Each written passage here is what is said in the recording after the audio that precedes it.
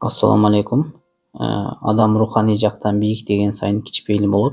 Бул анын Аллага жакындыгын жана Алла менен болгон байланышынын күчүн билдирет. Мен сиздерге Явuz Султан Селим-хандын окуяларын айтып берейин. Явuz Султан Селим-хан 8 жылда ислам дүйнөсүнө эң чоң белектерди тартуулаган улуу өкүмдар.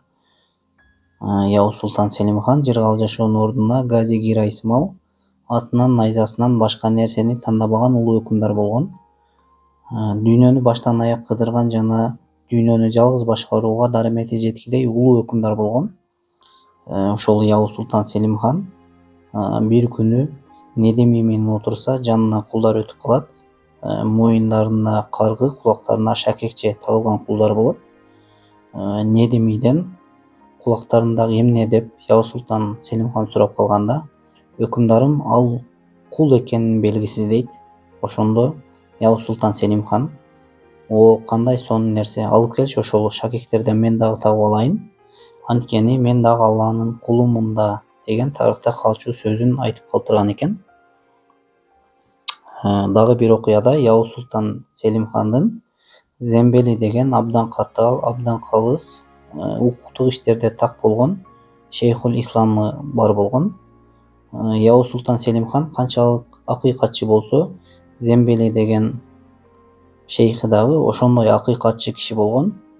Бир күнү ошол Зембели менен ат үстүндө бара жатканда, Зембелинин атынын туягынан баткак чачырайт дагы Явuz Султан Селим-хандын чепкенине жабышып калат. Ошондо Явuz Султан Селим-хан шейхин кыжаалат кылбайын дейт дагы, ага жылмая карап: "Шейхим баары убактылуу, мен дагы убактылуумун, бир күнү өлөмүн. Сенден бир суранычым жана осуятым, муну унутпай орундата көргүлө" дейт дагы. "Эгерде мен бул жашоодон өткөн болсом, ушул сиздин атыңыздын туягынан чачыраган баткак болгон ушул чепкенимди кийин мага кепен кылып урогула. Мен эгемдин алдына ушуну менен барайын" деген.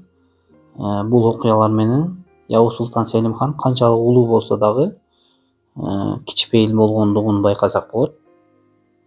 Жараткан эген бизди кичпейил кылсын, коркоктуктан, кордуктан, руханий солгундоодон сактасын, текебердик менен менменсинүүгө алдырып, туңгуюкка куулоодон сактасын, өзүнү туура түз жолдон адаштырбасын жана түз жолдо кичпейилдикти бизге насип кылган болсун.